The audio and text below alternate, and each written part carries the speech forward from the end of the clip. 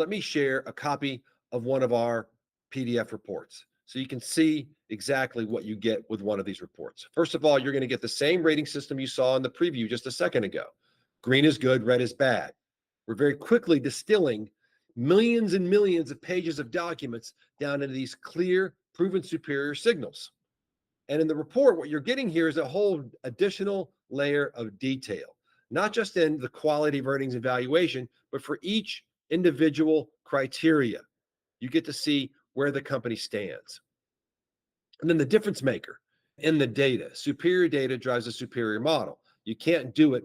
You can't have a superior model without superior data. You can't have superior ratings without a superior model. Well, the superior data is featured on the front page. 160 billion in income statement and balance sheet adjustments to convert accounting earnings to economic earnings.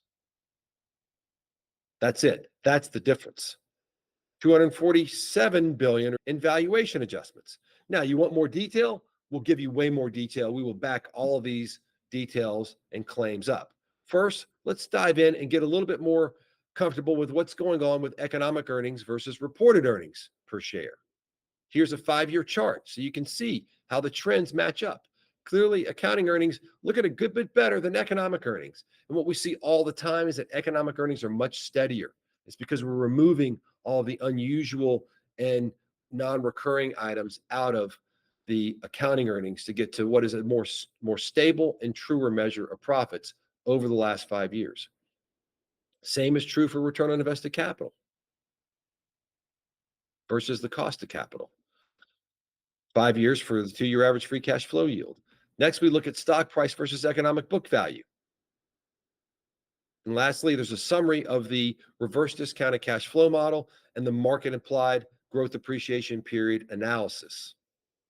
Next, details on the adjustments. And when I'm talking about details, I'm actually really going to get into specifics around how the company ranks.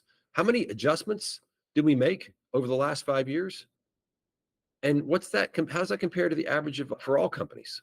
Total value of adjustments. And the total value of the adjustments is a percentage of market cap and the average for all companies. So you can see here, Amazon is quite a bit below average. But it doesn't matter when you're looking at it so much at a macro level as it does matter when you get more specific. Let's talk about the income statement. Here we made 10 adjustments to convert reported earnings to NOPAT for net impact of about $1 billion. We have 6 income adjustments at 6.3 billion against 4 expense adjustments at 7.4 billion. So we're telling you, we're doing the good and the bad because we're not here just to make companies look good or just to make them look bad. We're to give you the truth. That means we take the good and the bad and we put it together. And the net here is that the NOPAT adjustments as a percent of revenue, not that big. On the balance sheet, however, they're quite large. Here you can see 4 asset decrease adjustments of around 93 billion against 8 increase adjustments of about 53 billion. We also like to note the most notable adjustment being made, so you get a sense of what's really going on here and where the big adjustments come from. Next, let's take a look at the valuation adjustments. Similar situation here. You get a sense of what's increasing, what's decreasing, and what the trend is historically over time. Now, the most powerful part of these reports are the appendices. Here you're effectively getting an entire financial model for a company in a box on one piece of paper. And this is the kind of financial model that would probably cost you, if you wanted to get it done by a real expert who knew what they were doing, you're probably looking at $25,000 to $50,000 per company to do something like this. This is one of the most popular products with our institutional clients because they can bring this to a meeting. Boom, here I go. Here's my trend in economic earnings. What's the return on invested capital for the past 5 years and over the trailing 12 months?